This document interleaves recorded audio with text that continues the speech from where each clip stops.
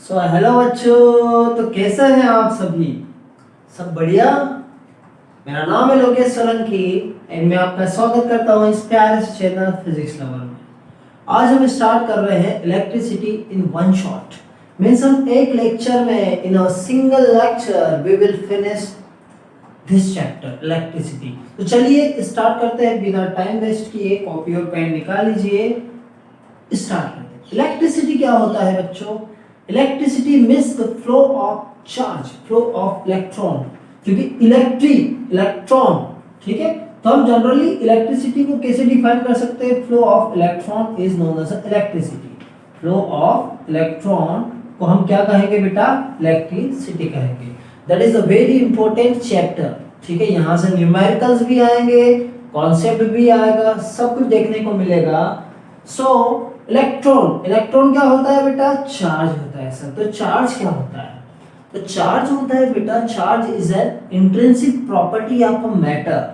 कोई सा भी एक सब्सटेंस है, कोई सा भी एक मैटर है, उसकी ये इंट्रिंसिक प्रॉपर्टी होती है, अंदरूनी प्रॉपर्टी, जो क्या करती है? When it is placed in an electric field, जब चार्ज को क्या करेंगे हम? इलेक्ट्रिक फील्ड में रखेंगे तो क्या होगा? तो उस पर एक फोर्स लगेगा। क्या लगेगा? फोर्स लगेगा। ठीक है, अब कुछ प्रॉपर्टी होती है चार्ज की। क्या प्रॉपर्टी होती है सर? चार्ज की कुछ प्रॉपर्टी होती है। एक तो ये दो टाइप्स के होते हैं, टू टाइप्स। एक होता है पॉजिटिव एंड नेगेटिव चार्ज। ठीक है, दो पॉजिटिव चार्ज क्या करते हैं? हमेशा रिपल करते हैं, but one positive one negative charge attract each other. That is another property of charge कि like charges repel each other but unlike charges attract each other. Second point is the additive property of charge. Sir ये क्या होता है? हमें बहुत सारे charges दे दिए हैं, we can easily add the amount of charges. हम क्या कर सकते हैं? हम इजीली उनको जोड़ सकते हैं। ठीक है, उसे कहते हैं एडिटिव प्रॉपर्टी ऑफ चार्ज। एक नेक्स्ट प्रॉपर्टी होती है and that is the triple star property. मतलब ट्रिपल स्टार मतलब सर ये बहुत इंपॉर्टेंट प्रॉपर्टी है, जो कि है quantization of charge. Quantization of charge का मतलब हुआ बेटा कि the total charge of the system is integer multiple of charge on electron. Total charge of the system is integer multiple of charge on electron. ये क्या हुआ बेटा? ये टोटल चार्ज हुआ। क्या हुआ? Total charge. ठीक है, n यहाँ पर इंटीजर को रिप्रेजेंट करता है। इंटीजर आपको पता है नंबर्स होते हैं 1 2 3 n and e charge on electron. e क्या है बेटा? Charge on electron. इलेक्ट्रॉन पर जितना भी चार्ज होता है उसे हम कहते हैं ई। सर स्मॉलेस्ट चार्ज कौन सा होता है? तो स्मॉलेस्ट चार्ज बेटा होता है चार्ज ऑन इलेक्ट्रॉन।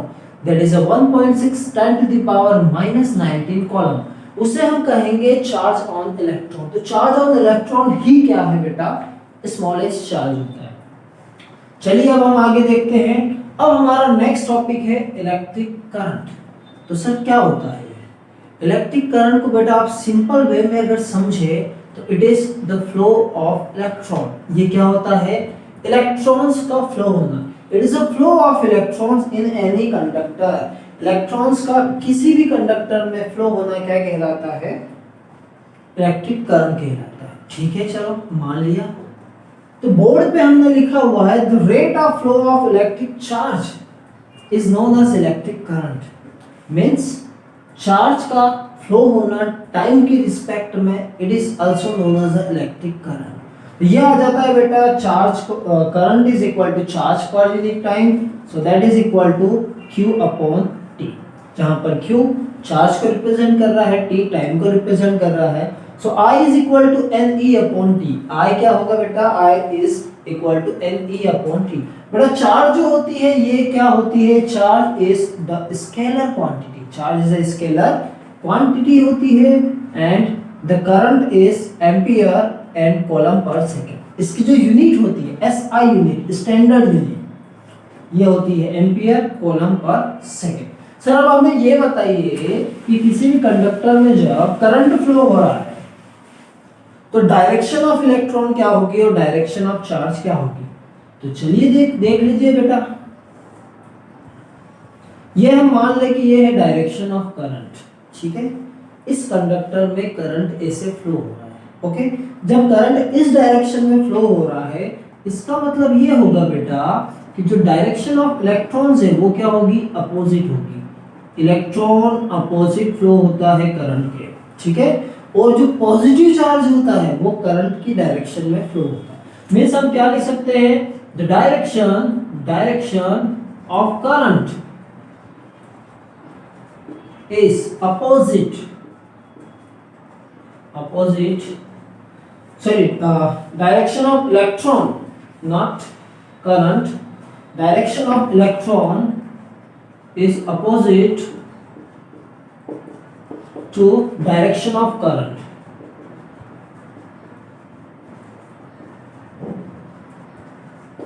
करंट की डायरेक्शन के जस्ट अपोजिट इलेक्ट्रॉन क्या करता है, मूव करता है। ये पॉइंट बेटा रट लीजिए, ध्यान रखिए, बहुत इंपॉर्टेंट। चलिए अब हम आगे देखते हैं इलेक्ट्रिक पोटेंशियल के बारे में कि इलेक्ट्रिक पोटेंशियल क्या होता है। इलेक्ट्रिक पोटेंशियल, ठीक है। तो बेटा इलेक्ट्रिक पोटेंशियल जो होता है it is a busy potential.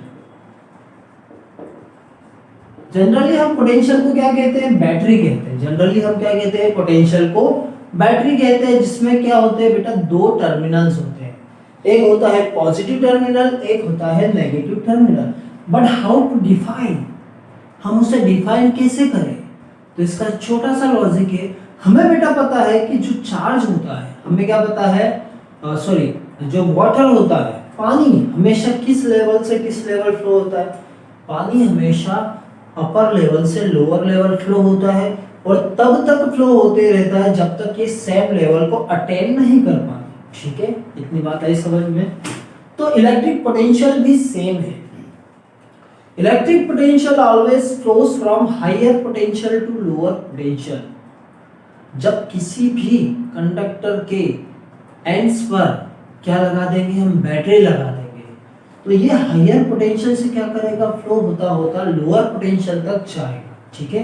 But इसे डिफाइन करने का एक अनदर फॉर्मूला है, मैं फॉर्मूले से आपको डिफाइन करता हूँ कि potential is equal to work done per unit charge. ये है इलेक्ट्रिक पोटेंशियल का formula. Means the electric potential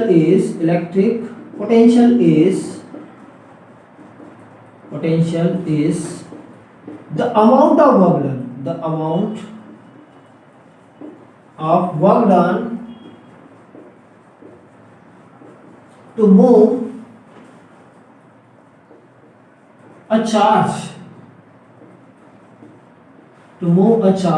from infinity to the point of electric field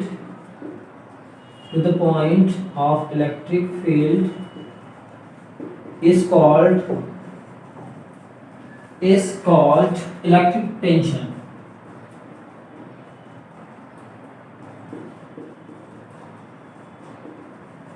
तो बेटा आई बात समझ में।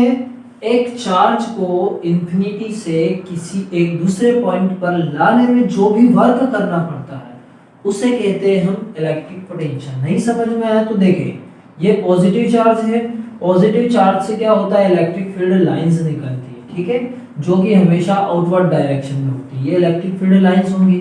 ये इंफिनिटी पर कोई बेटा चार्ज है आपके पास, इंफिनिटी पर कोई भी एक चार्ज है, आप मान लो यूनिट पॉजिटिव चार्ज है, क्यू मान लेते हैं, ठीक है, क्यू यहाँ पर यूनिट पॉजिटिव चार्ज है। तो यहाँ से इसका फोर्स लगता है, फोर्स ऑफ इलेक्ट्रिक फील्ड जो इस डायरेक्शन में होता है। तो हमें इसको यहाँ पर किसी पॉइंट P पर लाने में क्या करना होगा, इस फोर्स के अगेंस्ट वर्क करना होगा। इस फोर्स के अगेंस्ट हमें वर्क करना होगा, उसे ही क्या कहेंगे हम, इलेक्ट्रिक पोटेंशियल कहेंगे, ठीक है। तो ये होता है V is equal to W external upon charge, ठीक है। यहाँ पर यूनिट पॉजिटिव चार्ज भी आता है। फिर बात आती है पोटेंशियल डिफरेंस की, पोटेंशियल डिफरेंस, ठीक है। पोटेंशियल डिफरेंस बेटा सेम ठीक है, बट स्मॉल सा चेंज क्या है कि पोटेंशियल डिफरेंस में क्या करना होगा, हमें 2 पॉइंट्स लेने होंगे, ठीक है। कि चार्ज जो है आपका यूनिट पॉजिटिव चार्ज वो पॉइंट ए पर है और इस डायरेक्शन में क्या लग रहा है, इलेक्ट्रिक फोर्स लग रहा है, ठीक है। ये इलेक्ट्रिक फोर्स की डायरेक्शन है, तो हम क्या लिखेंगे कि electric potential difference is the amount of work done. ये भी क्या होगा, it is the amount of work done to move a charge from one point to another point. हमें क्या चेंजेस करना है यहाँ पर, one point to another point, one point to another point, इस पोटेंशियल डिफरेंस उसे ही हम क्या कहेंगे, इस पोटेंशियल डिफरेंस। आई बात समझ में? तो electric potential difference is defined as the amount of work done against the electrostatic force of repulsion from one point to another point। एक पॉइंट से दूसरे पॉइंट तक ले जाने में जो वर्क हो रहा है उसे ही हम कहते हैं electric potential difference, electric potential difference कहते हैं। चलो ठीक है सर, मान लिया। तो इसका बेटा फॉर्मूला होगा electric potential difference from A to B. ये आ जाएगा वर्क डन। वर्क डन हम कहां से कर रहे हैं, potential difference at a point B, sorry B to A, ये आ जाएगा A to B. Work done हम ए टू बी पर कर रहे हैं और चार्ज क्यू को लाने के लिए, चार्ज कौन सा चार्ज है, चार्ज क्यू को लाने के लिए जो वर्क डन ए से बी तक लाने में जो वर्क डन होगा वो पोटेंशियल डिफरेंस के बराबर होगा। मतलब V B minus V A is equal to W A to B upon charge. ठीक, तो ये पिक्चर समझ में आई, ये बात समझ में आई आपको। पोटेंशियल डिफरेंस क्या होता है, पोटेंशियल क्या होता है, it is also a scalar quantity. ये भी क्या होती है बेटा, स्केलर क्वांटिटी होती है। स्केलर क्वांटिटी के साथ साथ इसकी यूनिट क्या होती है, इसकी यूनिट होती है बेटा वोल्ट। इसकी यूनिट होती है वोल्ट और जूल पर कॉलम। कभी कभी जूल पर कॉलम भी पूछ लेते हैं, तो आपको दोनों आने चाहिए, ठीक है। ओके, चलिए लिख रहे इसे अच्छे से प्रॉपर वे में। चलो अब हम बात करते हैं ओम्स लॉ की। ओके, तो ओम्स लॉ की बात की जाए, ओम्स ने क्या कहा था बेटा, ओम्स ने कहा था कि जब कभी भी हम क्या कर रहे हैं, एक कंडक्टर लिया, उसके एंड्स पर ये क्या होगा, एंड्स हो गए, ए और बी क्या है बेटा, एंड्स है। कंडक्टर के एंड्स पर जब पोटेंशियल लगा दिया, पोटेंशियल मतलब बैटरी कनेक्ट कर दी, तो यहाँ पर पोटेंशियल डिफरेंस क्रिएट हो गया और उस पोटेंशियल डिफरेंस की वजह से क्या होगा, इससे करंट फ्लो होगा। तो वो जो करंट होगा ये क्या होगा, इस पोटेंशियल के डायरेक्टली प्रोपोर्शनल होगा, that is a Ohm's law. आई बात समझ में? सिंपल सा कहने का मीनिंग ये था ओम्स का कि if the temperature of the conductor is remains constant, जब हम टेम्परेचर को क्या रख रहे हैं, कांस्टेंट रख रहे हैं, टेम्परेचर की वैल्यू नहीं बढ़ा रहे हैं, ये क्या होती है, फिजिकल कंडीशन होती है, ठीक है। तो जब ये फिजिकल कंडीशन क्या होगी, चेंज नहीं होगी, so then the potential difference applied across the ends of the conductor, क्या कहा, potential difference applied across the end of the conductor is directly proportional to, ये क्या होती है बेटा, डायरेक्टली प्रोपोर्शनल होती है, किसके, करंट के। कहने का मतलब ये है कि potential is directly proportional to current, that is the Ohm's law. If V is the potential difference across the end of the conductor, I is the amount of current, then V is directly proportional to I. तो हम ये यहाँ पर क्या लिख सकते हैं, जब ये प्रोपोर्शनलिटी कांस्टेंट हटाएंगे तो यहाँ पर एक कांस्टेंट मिलेगा जिसे हम कहते हैं R। क्या मिलेगा हमें, यहाँ से R मिलेगा जिसे हम कहते हैं रेसिस्टेंस।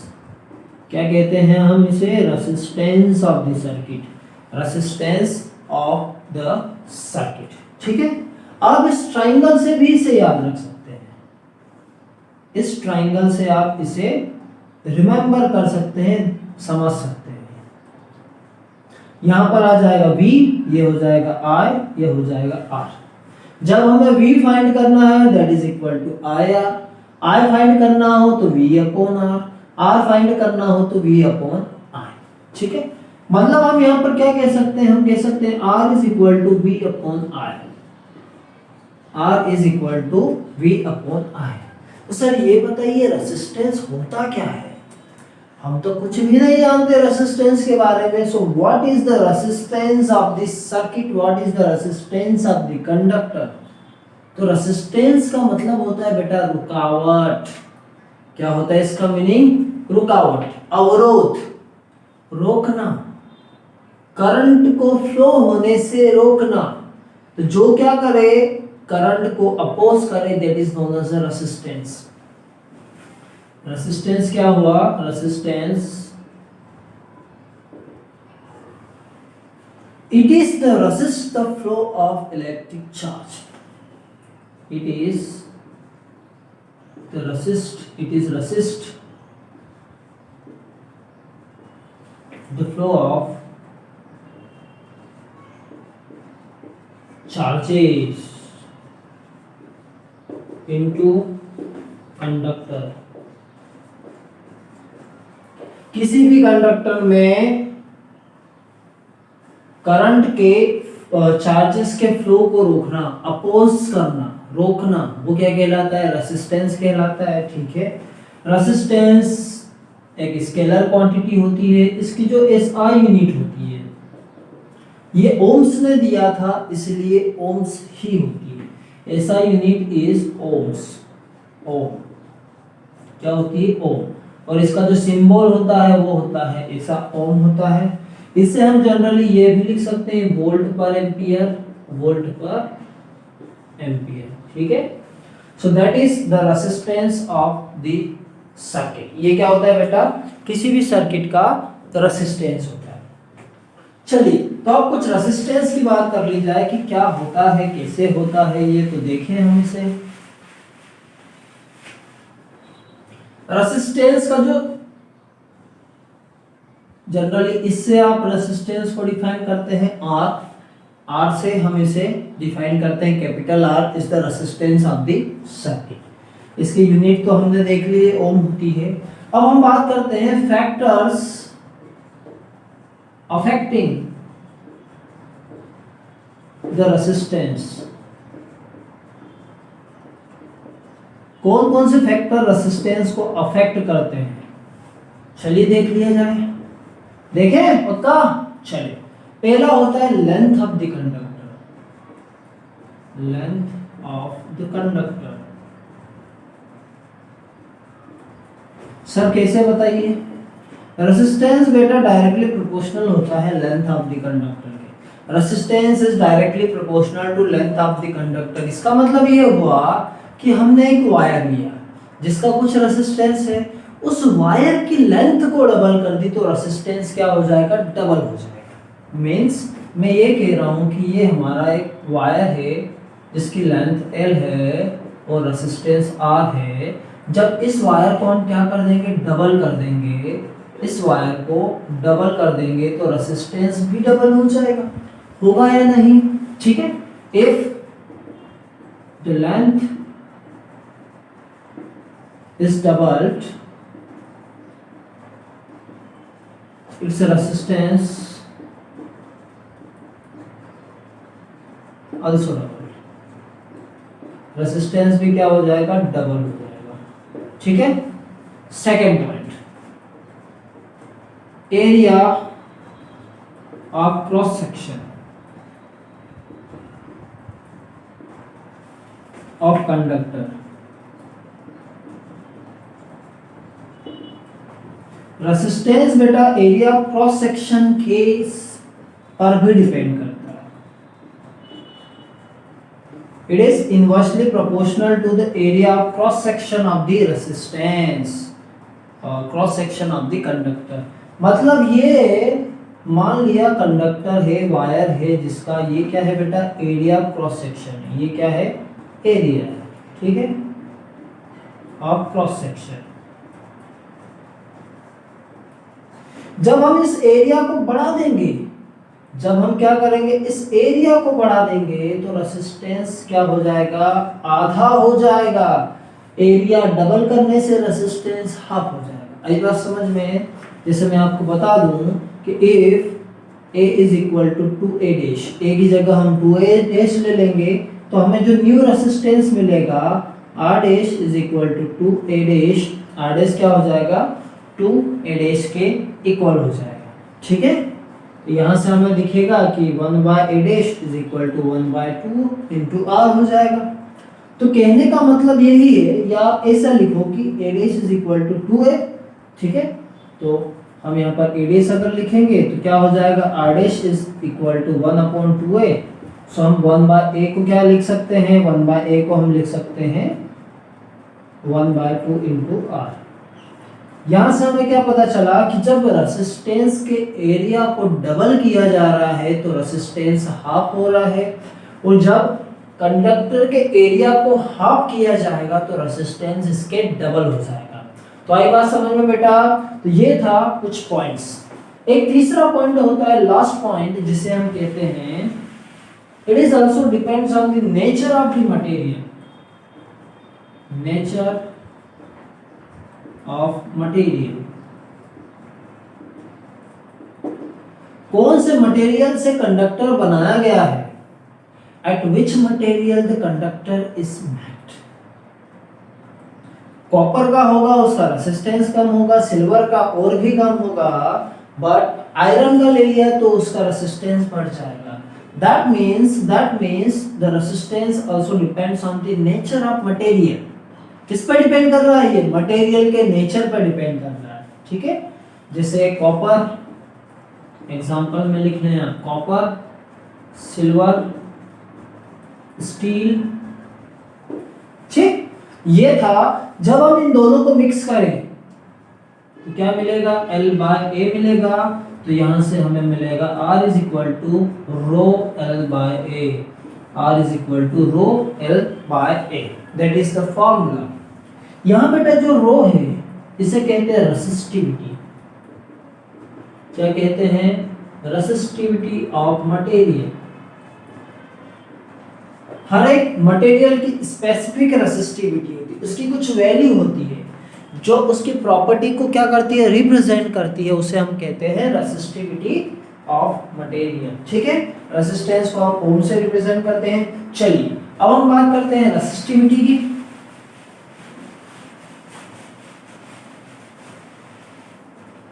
तो हमें क्या मिला, यहां से हमें यहाँ पर रेसिस्टेंस मिला रो L/A। तो रेसिस्टिविटी क्या हो जाएगी, रेसिस्टिविटी हो जाएगी RA/L, ठीक है, रेसिस्टिविटी RA/L। तो इसकी जो यूनिट होती है, यूनिट ऑफ रेसिस्टिविटी, इसकी जो यूनिट होती है बेटा क्या होती है, ohm into metre, ohm into metre होती है, ठीक है। या इसे आप ध्यान रखें, ohm metre is the resistivity. कहां से आई सर, तो ये बेटा देख लो, ये होता है ओम, एरिया होता है मीटर स्क्वायर, लेंथ होती है मीटर, तो ये आ जाएगा ओम इंटू मीटर, ठीक है। अब रेसिस्टिविटी की डेफिनेशन कैसे लिखिए, वेरी इजी कॉन्सेप्ट। कैसे, जब हम क्या करते हैं, if area is equal to 1 metre square, length is equal to 1 metre, तो जो रो होगा वो आर के इक्वल होगा। The resistivity of a material is equal to its resistance. The resistivity of a material is equal to its resistance if area is 1 meter square and the length of the conductor is 1 meter. जब area 1 metre square होगा, length 1 metre होगी, तो जो resistivity होगी वो उसके resistance के equal आएगी। आई बात समझ में? ओके, तो लिख दें इसे। फिर हम बात करते हैं combinations of resistance, series combination of resistance. यहां से बेटा न्यूमेरिकल्स आते हैं, ठीक है। तो हम जनरली 3 रेसिस्टर ले रहे हैं। ओके, 3 रेसिस्टर ले रहे हैं, एक हो गया ये, सेकेंड एंड थर्ड। ठीक है, ये 3 रेसिस्टेंस है, इनके रेसिस्टेंस है R1, R2 और R3। ये तीनों को हमने क्या किया है, एक बैटरी से कनेक्ट कर दिया है और एक की लगा दी है। ठीक है, ये सर्किट हो गया। ओके, जब ये बैटरी से कनेक्ट होगा जिसका पोटेंशियल क्या है, V वोल्ट है, मतलब यहां से यहां तक हमने कितना पोटेंशियल अप्लाई किया है, V अप्लाई किया है। तो इससे करंट कितना फ्लो होगा बेटा, I करंट फ्लो होगा। ठीक है, इसमें करंट क्या होगा, I फ्लो होगा। अब ये देखो, सीरीज कॉम्बिनेशन, मतलब सीरीज कॉम्बिनेशन को हम कहते हैं end to end joint, end to end connection. Series में हम क्या ध्यान रखें, एंड टू एंड कनेक्शन। जब हम एंड टू एंड जोड़ते हैं तो उसे सीरीज कहते हैं। मतलब इसे आप 1 मान ले, ये 2 हो गया, यहाँ का बेटा जो पोटेंशियल आएगा वो आ जाएगा V1, ये हो जाएगा V2 एंड ये हो जाएगा V3। तो सीरीज कॉम्बिनेशन में कुछ मेन पॉइंट्स हैं, वो आपको ध्यान रखना है। पॉइंट्स, पहला, current is remain same, current is same, पूरे सर्किट में करंट सेम होगा, but potential difference, potential is different. Potential क्या हो जाएगा, डिफरेंट। पोटेंशियल यहाँ पर डिस्ट्रीब्यूट हो जाता है, डिफरेंट हो जाता है, डिस्ट्रीब्यूट कह सकते हैं, और डिस्ट्रीब्यूटेड।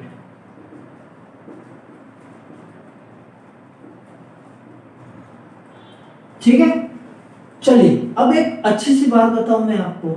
मैंने क्या कहा, इसमें करंट सेम होता है बट पोटेंशियल अलग अलग होता है। इसका मतलब यह हुआ बेटा कि जो पोटेंशियल, टोटल पोटेंशियल है, जो टोटल पोटेंशियल है बैटरी का, वो किसके इक्वल होगा, V1 plus V2 plus V3 के इक्वल होगा कि नहीं? यस सर होगा। तो आप लिखेंगे कैसे इसे? हम ऐसे लिखेंगे, if R1, R2, R3 are 3 resistors are connected in series with a potential difference V and a key K। ये क्या है बेटा, की है। ठीक है, when key is switch on then current I is passed through these 3 resistors। So the total potential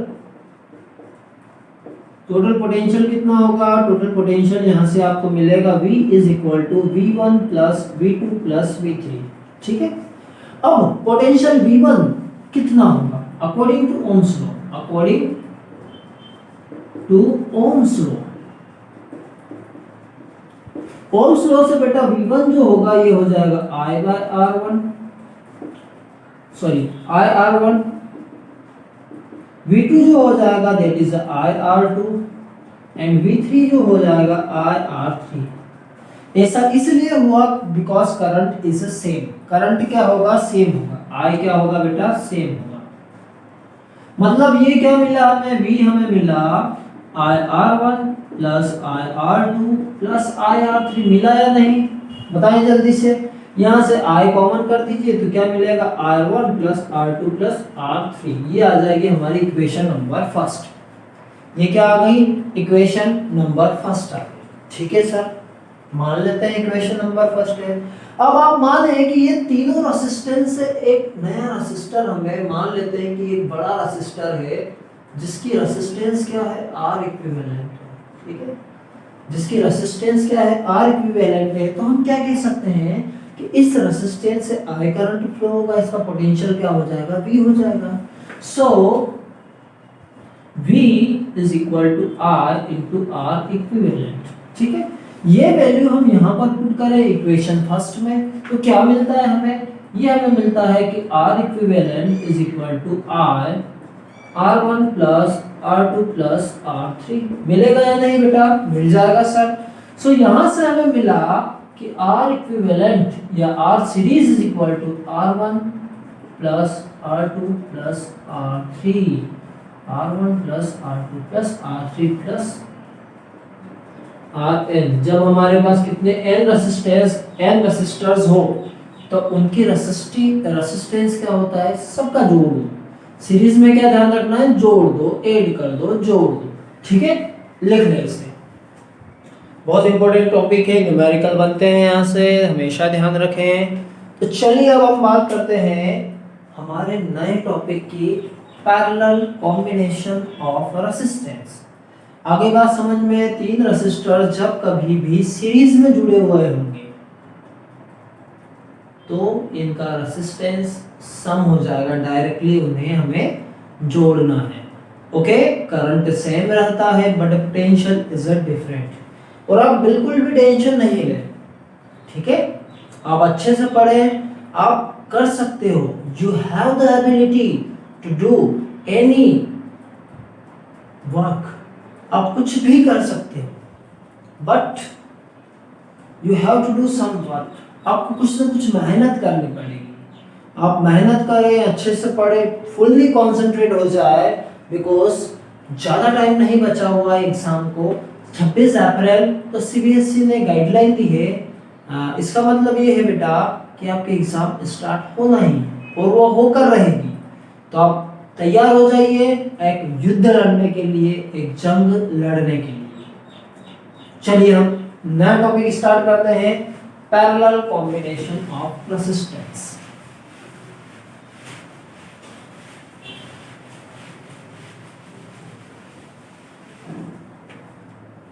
parallel combination,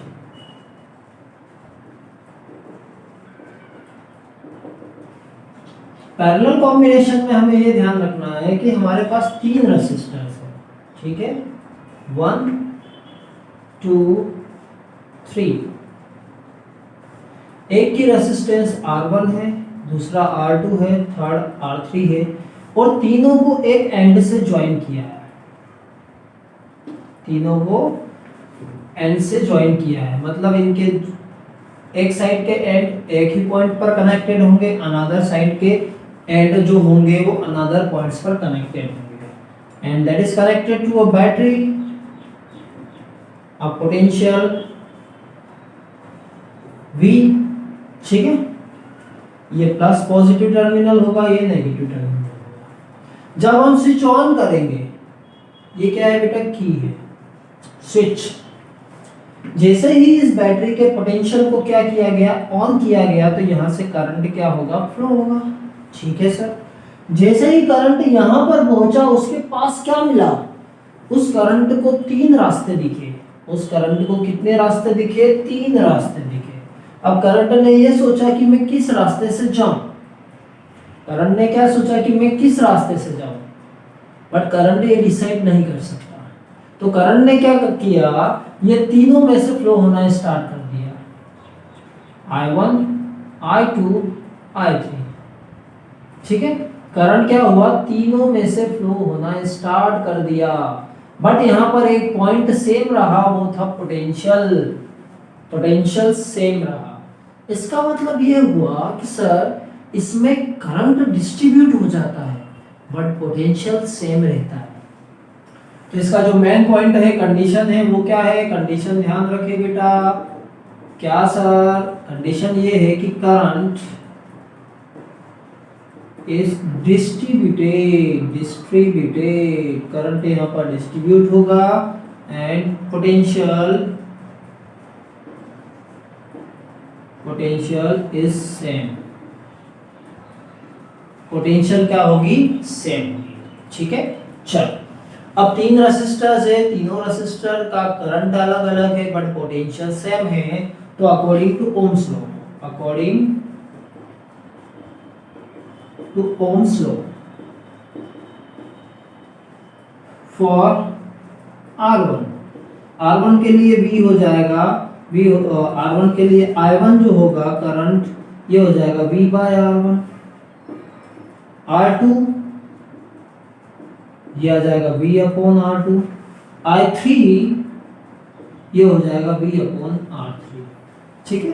क्योंकि यहां पर बेटा क्या है, पोटेंशियल सेम है। सो द टोटल करंट कितना होगा, टोटल कितना फ्लो हुआ, टोटल करंट आप देखिए सर्किट में, I करंट फ्लो हुआ तो I का हो गया I1 plus I2 plus I3, I is equal to I1 plus I2 plus I3। इसका मतलब तो ये हुआ सर कि ये हो जाएगा v by R one plus V by R two plus V by R three. ठीक है, यहां से हम क्या कर सकते हैं, v को कॉमन ले सकते हैं, ये आ जाएगा one by R one plus one by R two plus one by R three होगा। ठीक, ये तो आ गई बात समझ में। अब हम क्या मान रहे हैं कि ये जो टोटल करंट है वो I1, I2, I3 से मिलकर बना है। If we suppose the total resistance of the circuit is R equivalent, हम क्या माने, टोटल रेसिस्टेंस क्या माने हम, R equivalent। ठीक है, सो करंट क्या होगा, टोटल करंट हो जाएगा V अपॉन R equivalent होगा।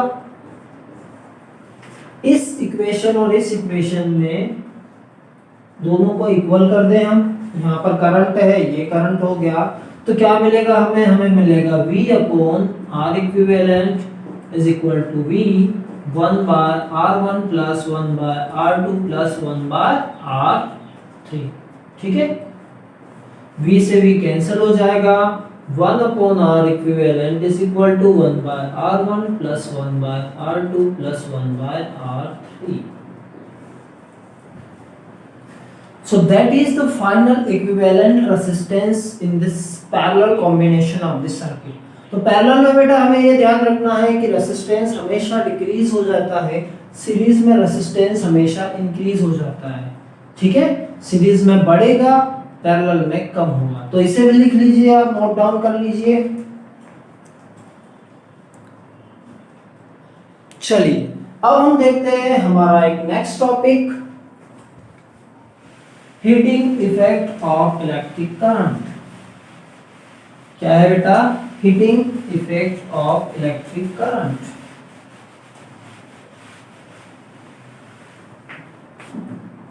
हीटिंग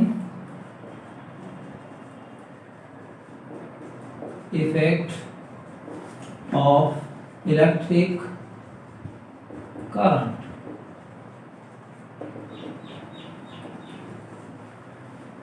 हीटिंग इफेक्ट क्या होता है, मान लो ये कंडक्टर है, ठीक है, ये क्या है, कंडक्टर है। हमने क्या किया, इस कंडक्टर से पोटेंशियल अप्लाई किया, बैटरी से जोड़ दिया, तो इस कंडक्टर से क्या होगा, इस कंडक्टर से करंट आई फ्लो होगा, जब की को हम क्या कर देंगे, क्लोज कर देंगे। ठीक है, ये सर्किट कंप्लीट होगा, तो इलेक्ट्रॉन्स क्या करेंगे, इलेक्ट्रॉन्स ये लेफ्ट साइड आना स्टार्ट हो जाएंगे। इलेक्ट्रॉन क्या होते हैं, करंट की जस्ट अपोजिट डायरेक्शन में मूव करते हैं। ठीक सर, इतनी बात तो हमें समझ में आ गई। तो जब कभी भी करंट बहुत समय तक किसी भी कंडक्टर से फ्लो होता है, so due to the resistance of that circuit, resistance of that conductor, there generated a heat. Heat क्या होती है, जनरेट होती है। क्यों ऐसा होता है, बिकॉज हर किसी एक कंडक्टर में कुछ ना कुछ रेसिस्टेंस होता है, और whenever the current is flowing for some time in any conductor, it will be heated। हमें पता है, हम फैन स्टार्ट करते हैं तो पंखा जो होता है वो कुछ समय बाद गर्म हो जाता है। हम किसी बल्ब को चालू करते हैं तो after some time it will be heated. Cooler की जो मोटर होती है कुछ समय बाद गर्म हो जाती है। हमारी जो पानी की मोटर होती है, after some time it is hot. So why that is happening, it is happening due to the heating effect of electric current, जो कि दिया था जूल्स ने। किन्होंने दिया था, जूल्स ने कहा था, जूल्स। इन्होंने ये कहा था कि the amount of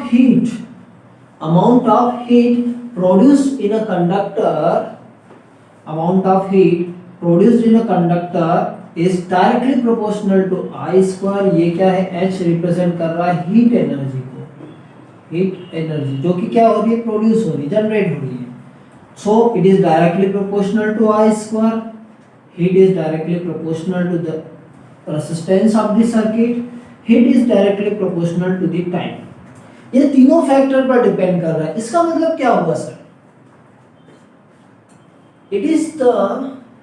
its meaning is जितनी ज्यादा देर तक करंट, जितना ज्यादा करंट होगा उतनी हीट मिलेगी या नहीं? जितना ज्यादा रेजिस्टेंस होगा कंडक्टर का उतनी ज्यादा हीट हमें यहाँ पर मिलेगी।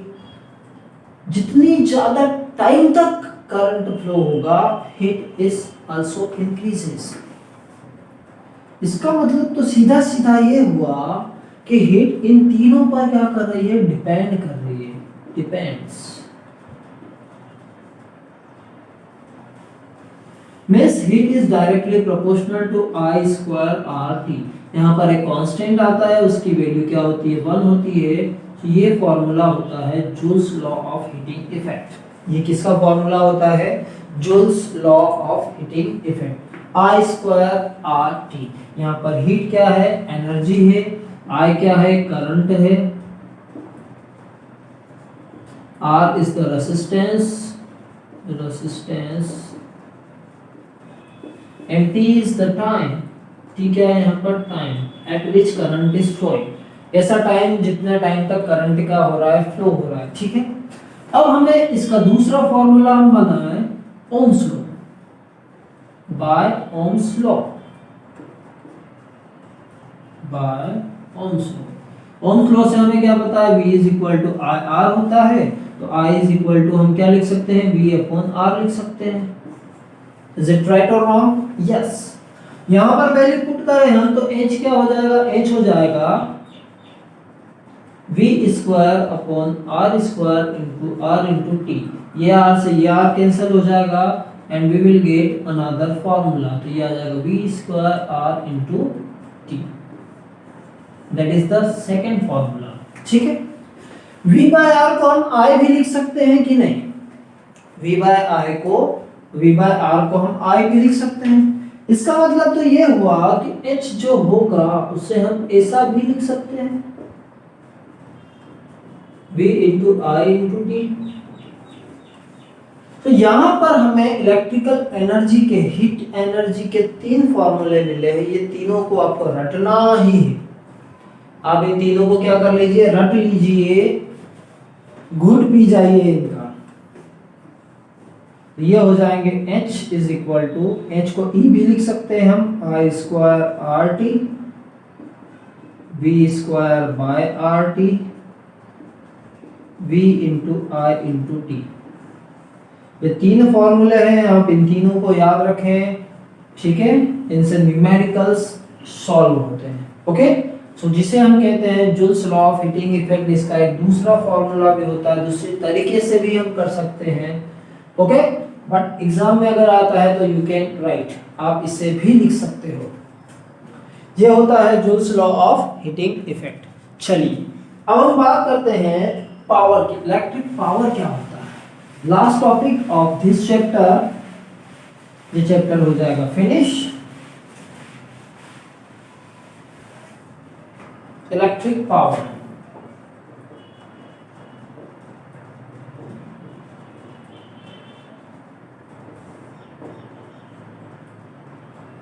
जनरली हम पावर को क्या जानते हैं?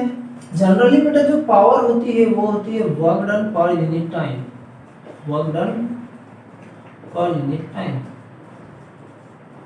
ठीक है। मींस कोई भी पर्सन कितने समय तक किसी काम को कर सकता है, उसकी पावर को वो रिप्रेजेंट करता है। बट हमें यहाँ पर बताना है what is the electric power, what is the electric power.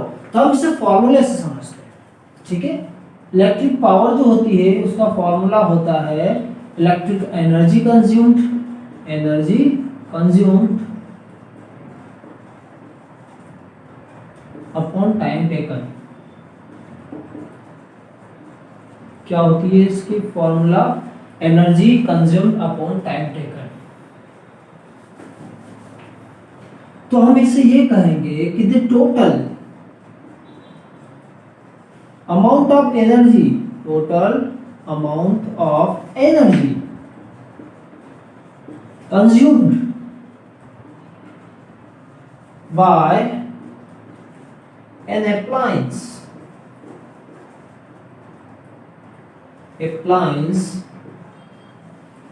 in given interval of time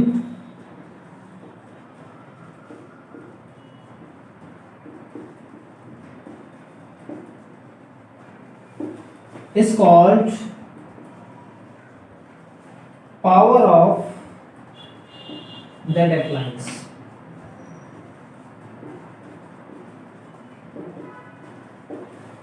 कोई सी हमारे पास क्या है, कुछ अप्लायंस है, जैसे बल्ब हो गया, कुछ भी हो गया, तो उसके ऊपर पावर रेटिंग दी जाती है। तो वो जितनी एनर्जी को क्या करेगी, कंज्यूम करेगी, जितनी एनर्जी को वो कंज्यूम करेगी गिवन टाइम इंटरवल में, वो क्या कहलाएगा, पावर कहलाएगा। ठीक है, so power P is equal to electrical energy per unit time. ठीक, इसका मतलब तो ये हुआ कि हमें पावर निकालना है। इलेक्ट्रिकल एनर्जी कितनी थी, अभी हमें पता था, हीट जो जनरेट हो रही थी वो थी I स्क्वायर RT, ये थी sir V square bye RT, ये थी sir V into I into T. तीनों से हम फॉर्मूला निकाल लेते हैं, तो हम पहले पुट करते हैं I square R T upon T, T से टी कैंसिल हो जाएगा, power is equal to I square R। ठीक है, ओम्स लॉ लगा दो यहाँ पर, by Ohm's law. Ohm's law से क्या आ जाएगा बेटा, हमें पता है ओम्स लॉ कहता है I is equal to V upon R।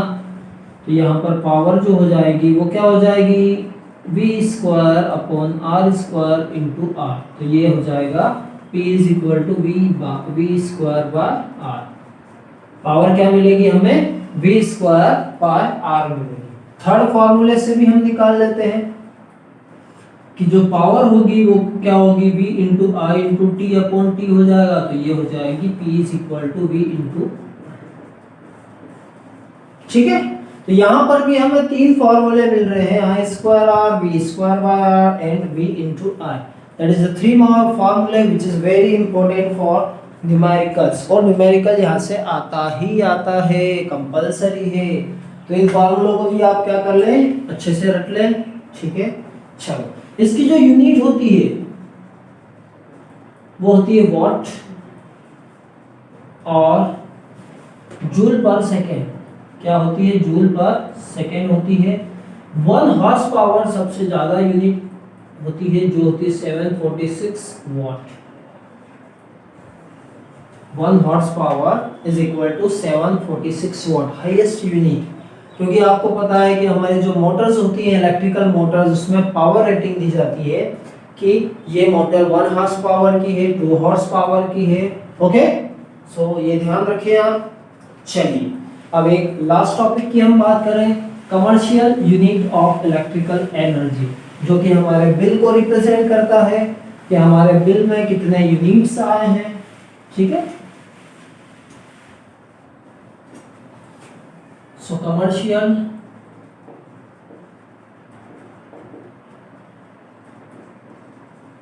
Unit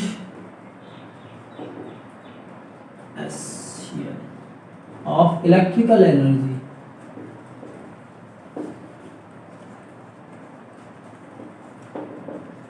commercial unit of electrical energy. ठीक है, तो कमर्शियल यूनिट क्या होती है, commercial unit of electrical energy is kilowatt hours. Commercial unit बेटा जो होती है उसे हम कहते हैं किलोवाट आवर्स। ठीक है, ये क्या होती है, ये होता है किलोवाट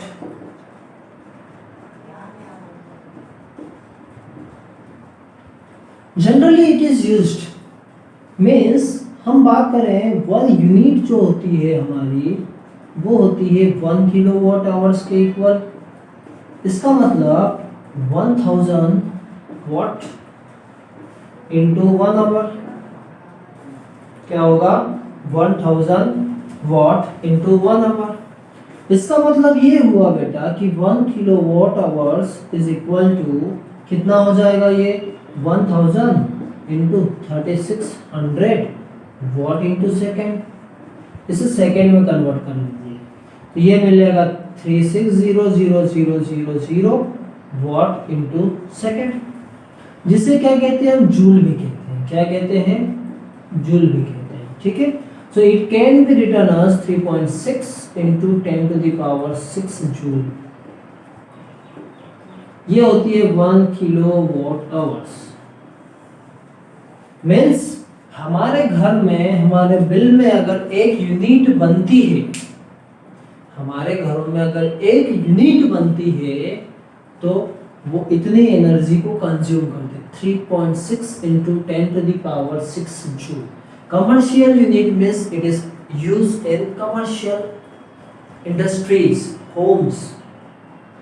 1 किलोवाट आवर्स, मतलब किलोवाट एनर्जी को आवर्स में हमें लिखना पड़ता है यहाँ पर, ठीक है। So that is all about the chapter electricity. आपको अगर ये वीडियो अच्छा लगा हो, पसंद आया, then you can share this video to your friends. आप इसे ज़्यादा से ज़्यादा शेयर करें and subscribe to our channel physics lover. Thank you and best of luck. अच्छे से पढ़ें, यू कैन डू इट। आप अच्छे से पढ़ सकते हैं, आप अच्छे से अच्छे मार्क्स ला सकते हैं।